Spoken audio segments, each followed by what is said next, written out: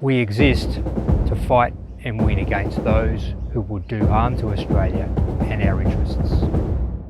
So yeah, I was in the Australian Army for a couple of years. I know some guys might not like me sharing this too much, but I just want to share my sort of experience in the Army and, you know, the sort of things that I encountered and what I got from it all. We're just on our way to the ANZAC Day Dawn service at Currumbin, going to pay our respects. We've had our shot of coffee with a bit of rum in it, ready to go.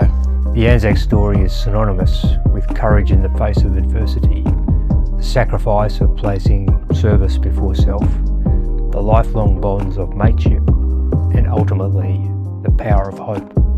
I just left school. I was 17 years old and got my letter of offer from the Army. During this stage, you know, COVID had just hit. Didn't really know what I wanted to do with my life, what exact path I was taking. So I thought, fuck it, why not? You know, going through Kapooka during COVID was definitely a lot harder. You know, in the first 2 weeks I got COVID and actually got back squatted from my platoon, meaning that I had to join a new one. All that did was extend my stay an extra 2 weeks, so I ended up being in Kapooka for 3.5 months. You know, it definitely wasn't easy. It was mentally challenging, having to have, I guess, hot boxes for every single meal, sitting in our hallway, from waking up at certain times, 6 a.m. on weekdays and 7 a.m. on Sundays. We got given, you know, as little as 5 minutes to shave our face, and luckily I didn't have much facial hair back then, but to shave our face, make our bed to inspection standards, meaning, you know, we needed rulers and everything, and then to get changed to an appropriate standard again, ready to go to PT in the morning. You know, I joined in the middle of the year, so in Australia that's our winter time. Being, you know, so far inland down in New South Wales in the middle of the year, it was fucking freezing. And definitely experienced the cold firsthand going for my first field experience, meaning it's pretty much just a shitty version of camping at the end of the day. If it rained, you'd have wet boots for days, often coming back with trench foot, pretty much zero comfort whatsoever. And you know, there were so many times that I thought about quitting, but I had something to prove to myself, something that I wanted to make my family members proud of, and just look back on and go, fuck yeah, I did it, rather than choosing the easy option and going back to my comfort zone. So yeah, marching out of Kapooka was definitely by far one of the most proudest moments of my life. Awesome achievement. Like I said, super mentally challenging, constantly getting yelled at, no freedom whatsoever. Being in COVID, you know, being locked on base for 3.5 months wasn't easy.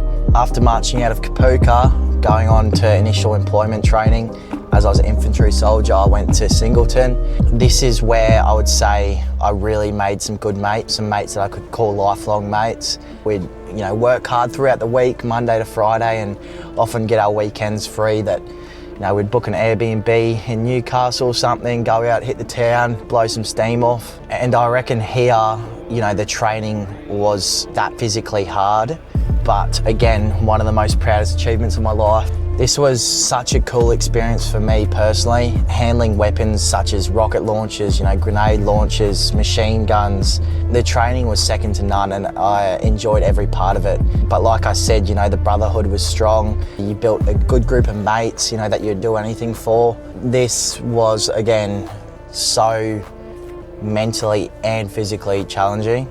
We had training operations where, you know, we'd go up to 5 days with no sleep, just digging trenches the whole entire time. You know, you had people hallucinating, people wandering off, sleepwalking, and if you had fallen asleep, you know, you'd have to do a CAS evac or CAS drag up the hill, or, you know, it eventually got to the point where it was too selfish to make your friends have to do that. So they made us leopard crawl up to the top if you had fallen asleep. One clear memory that I have from digging my trenches, and I remember looking up at the dirt next to me and just seeing all my mates' faces from back home. You know, that's the sort of hallucinations that you're seeing.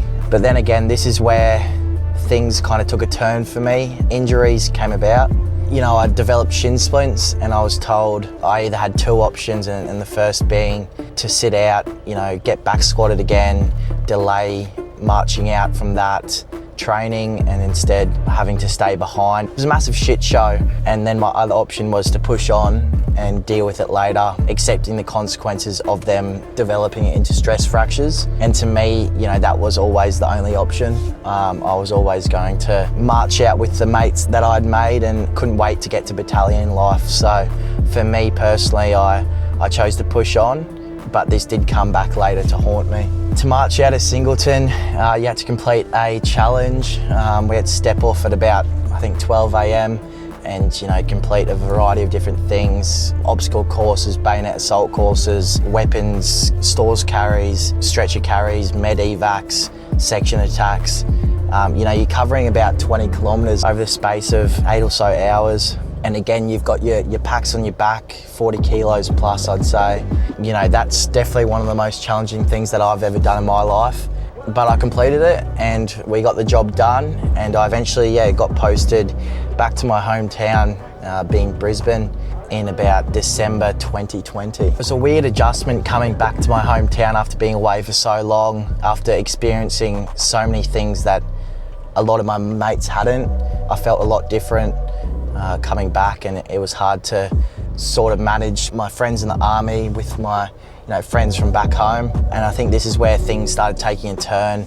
I obviously got to rest my shins over about 2 months, being the Christmas holidays. But the second I got back into training, the shins started playing up again. I started drinking pretty heavily, got some charges on my name, got a disqualified license. I had used alcohol to sort of mask my frustration and pain.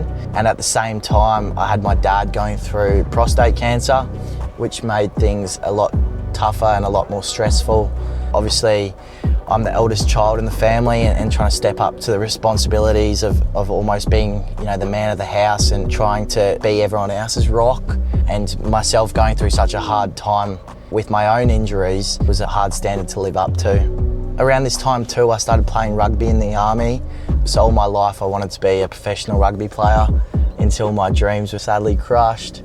If I hadn't broken my pinky nail, I might have made it. No, I'm just kidding, but started playing rugby in the army, training twice a day. It was my first little taste of, this is a high level of rugby, and it's something that they took pretty seriously, and it was pretty cool for me to get to experience that and pretty much step away from army training to then playing rugby.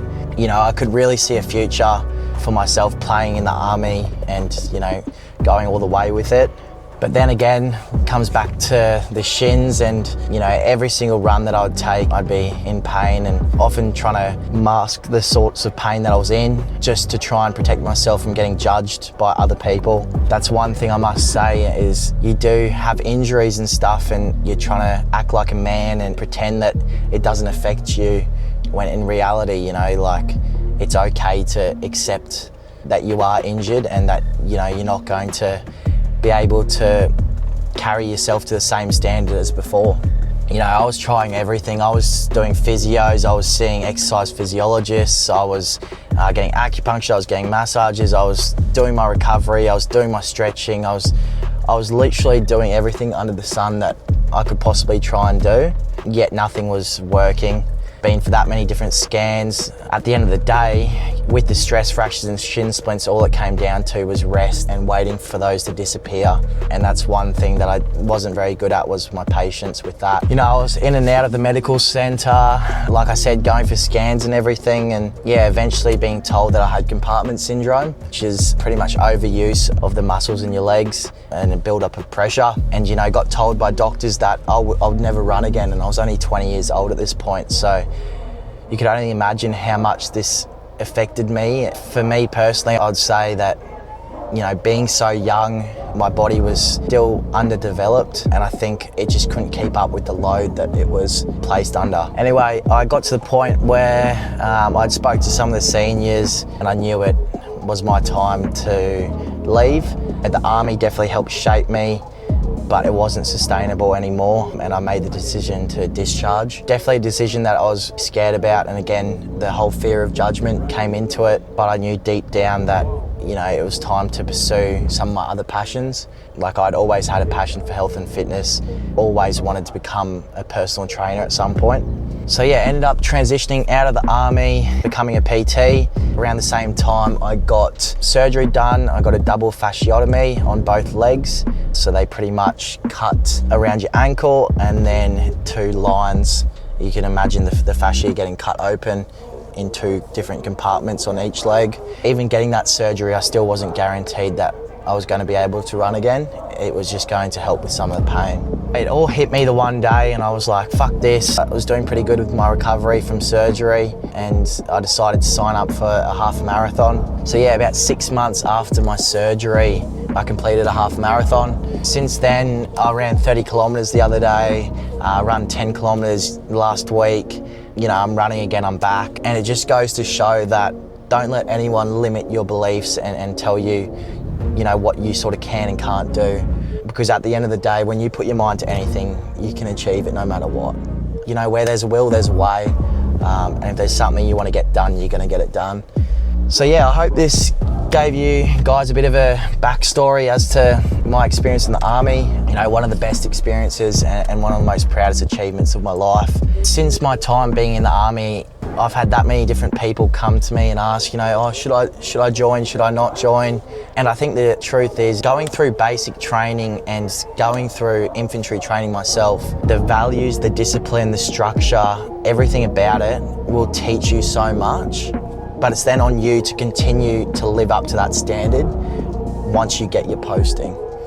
And I feel like that's where so many guys in the army fuck up, is that they're told, you know, what time they're eating, they're told what time they're waking up, they're told all this and that once it's not there anymore, they struggle so much.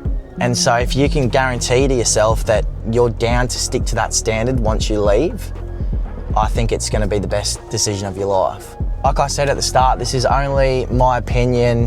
This is only my experience in the army. I know, you know, there would be so many different experiences and everything out there, but hands down, you know, one of my proudest achievements. And again, just so grateful and thankful for those that I met along the way and those that I got to serve with. It's something that I'll always look back on and remember. Anyway, I hope you guys liked this video. If there is anything you would like to see, let me know. If there's anything you want to hear about, let me know.